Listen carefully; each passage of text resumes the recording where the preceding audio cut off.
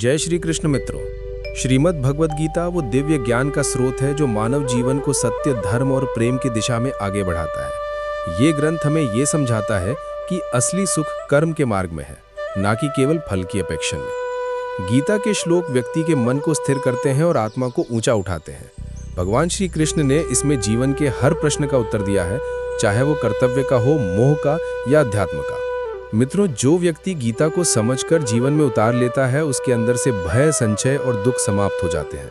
ये ग्रंथ केवल ज्ञान नहीं बल्कि आत्मिक जागृति का दीपक है। आज हम श्रीमद् भगवद गीता के 100 दिव्य उपदेशों को जानेंगे जो जीवन को नया दृष्टिकोण देंगे और आत्मा को ईश्वरीय प्रकाश से भर देंगे। मित्रों, भगवान श्री कृष्ण कहते हैं कि मन एक ऐसा अनोखा दर्पण है जो कभी अपनी वास्तविक छवि नहीं दिखाता, बल्कि बार बार भ्रम रचता है। कभी आपको शिखर पर चढ़ा देता है और अगले ही क्षण गहरी खाई में धकेल देता है।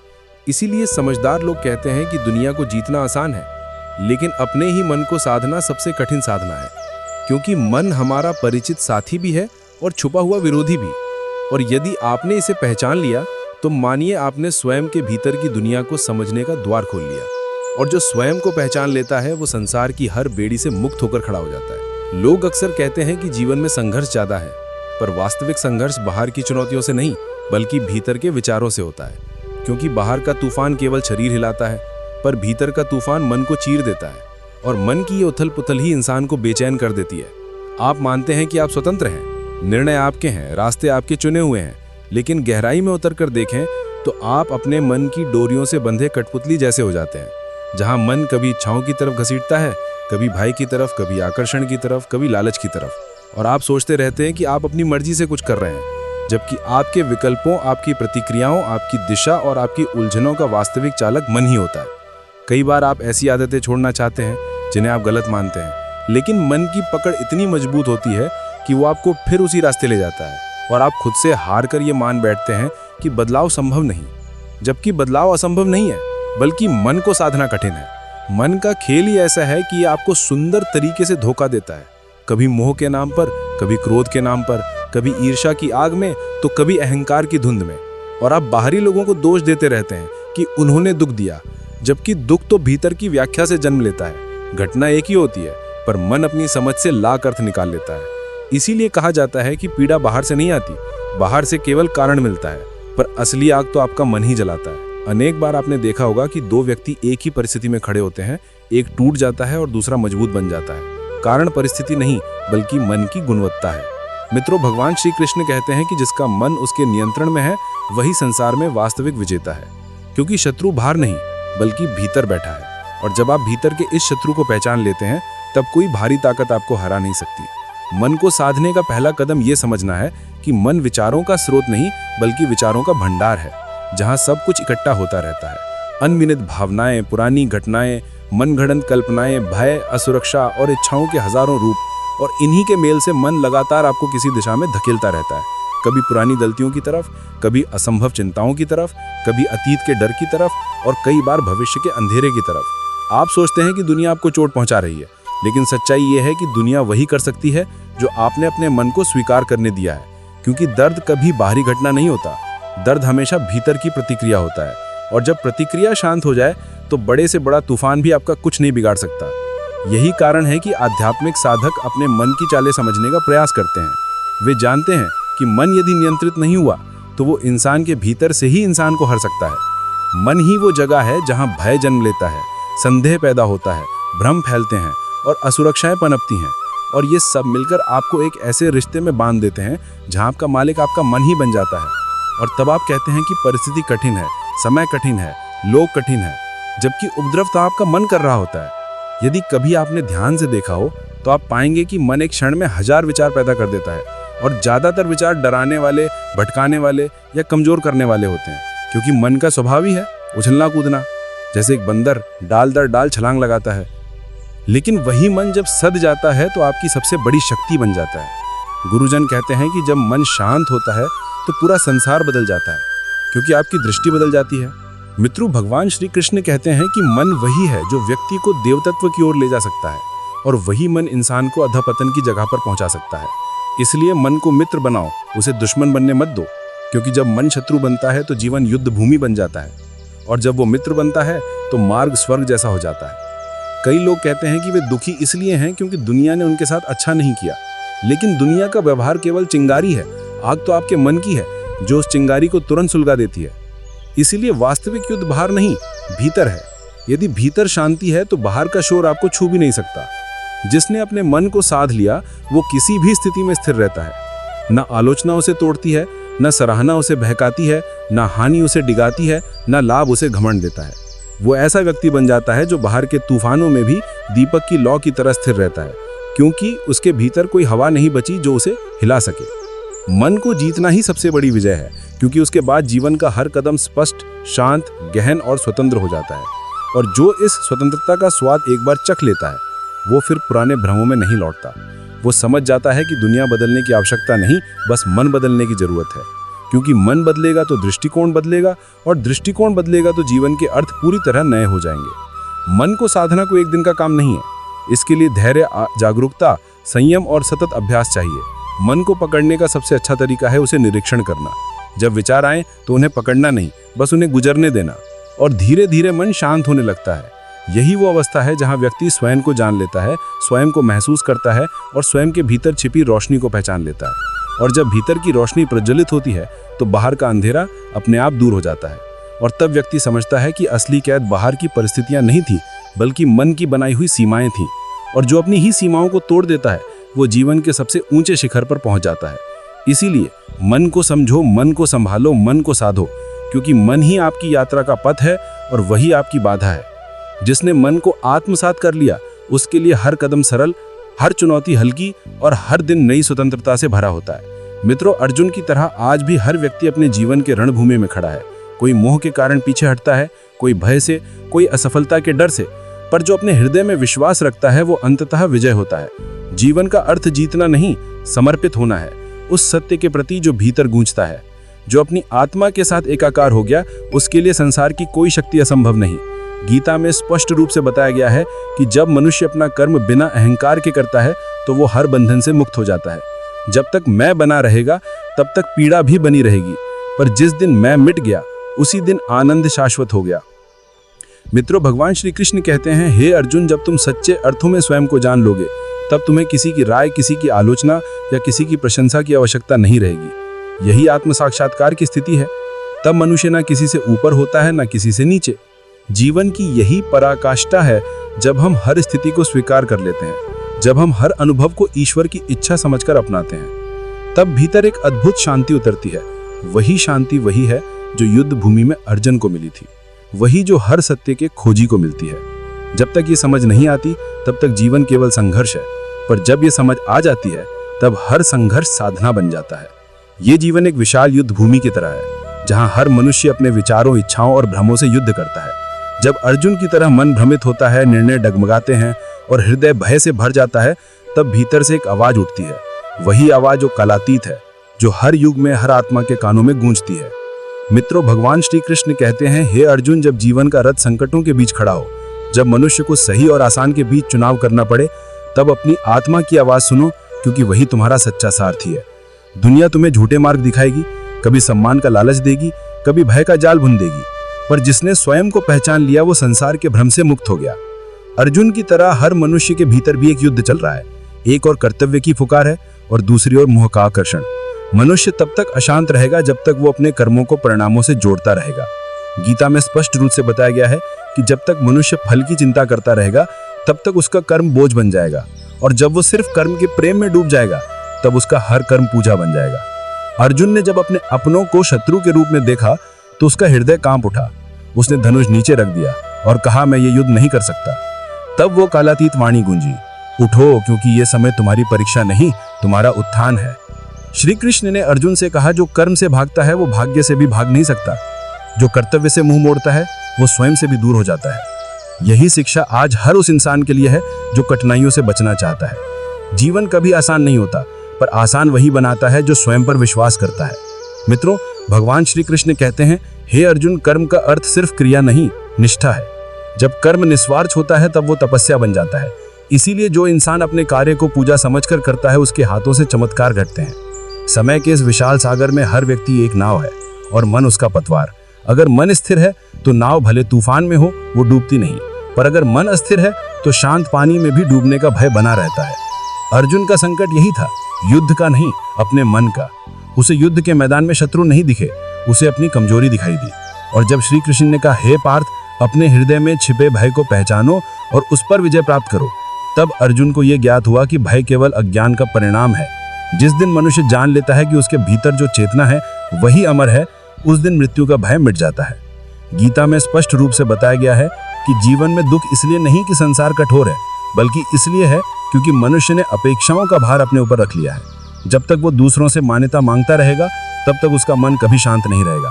श्री कृष्ण ने अर्जुन से कहा था, अपनी पहचान दूसरों की नजरों से मत तय करो, तुम वही हो जो तुम्हारे कर्म है, जो तुम्हारा सत्य है, ना कि जो दुनिया कहती है।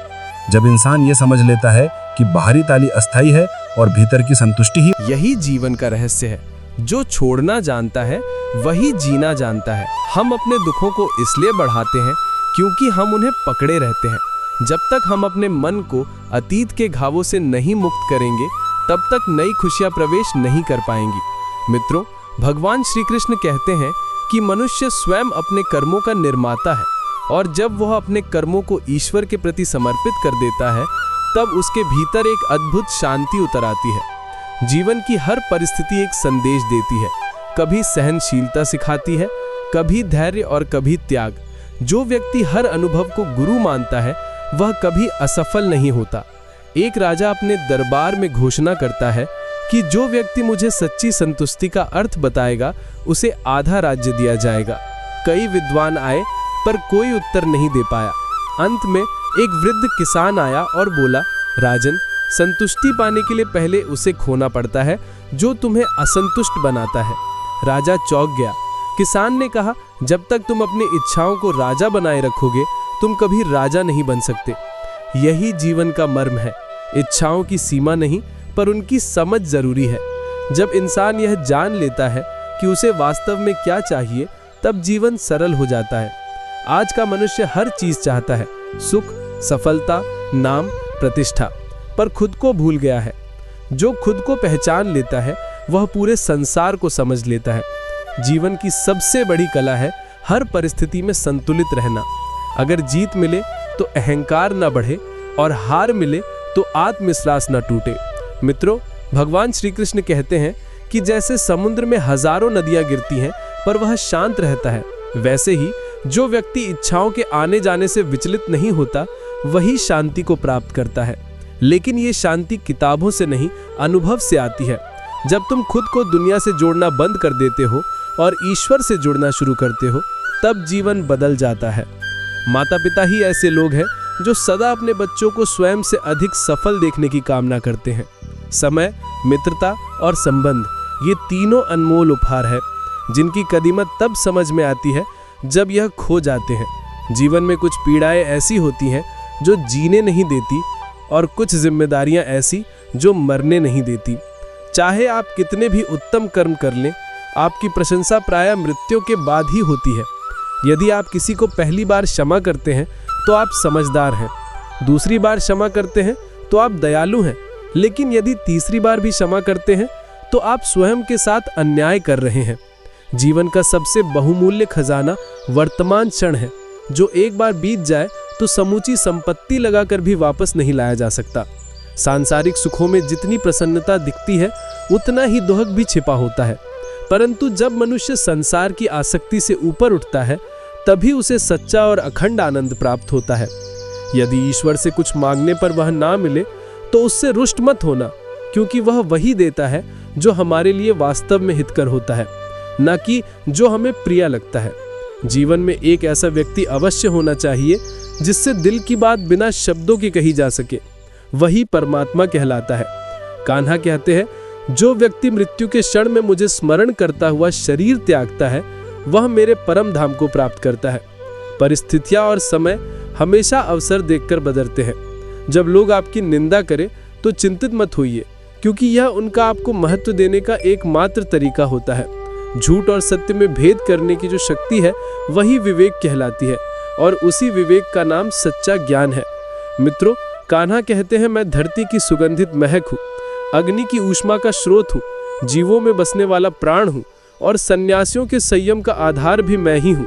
जैसे विशाल सागर पार करने को नाव ही साधन है, वैसे ही स्वर्ग तक पहुँचने का सेतु केवल सत्य है। हम मौन रहें तब भी जो सुन ले वही परमात्मा कहलाता है, और वह मौन रहकर भी जिसकी अनुभूति हो वही श्रद्धा है।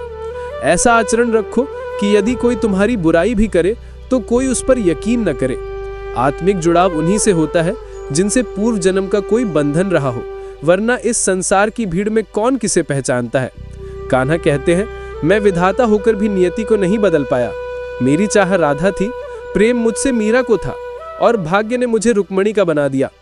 शस्त्र केवल तन को घायल करते हैं, लेकिन शब्द आत्मा तक को चोट पहुंचाते हैं।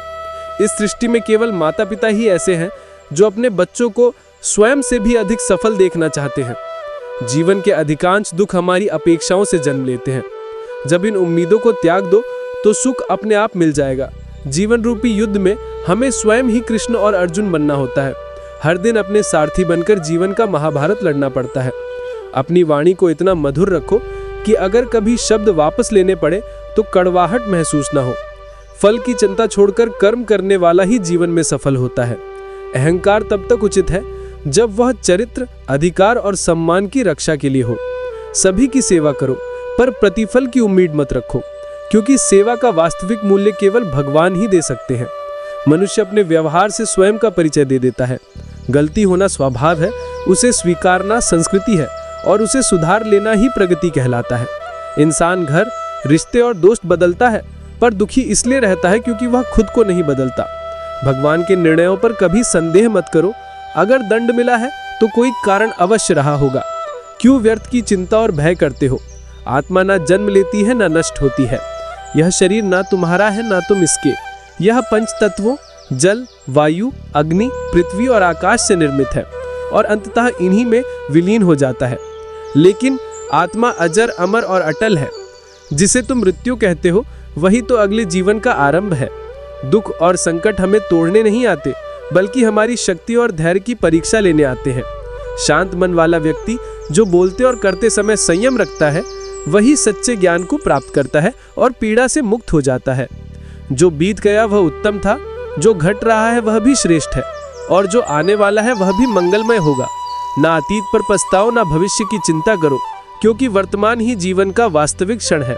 बुद्धिमान व्यक्ति अपने दोषों को वैसे ही दूर करता है जैसे स्वर्णकार चांदी से अशुद्धियां निकालने के लिए धैर्यपूर्वक उन्हें बार बार गढ़ता और शुद्ध करता है।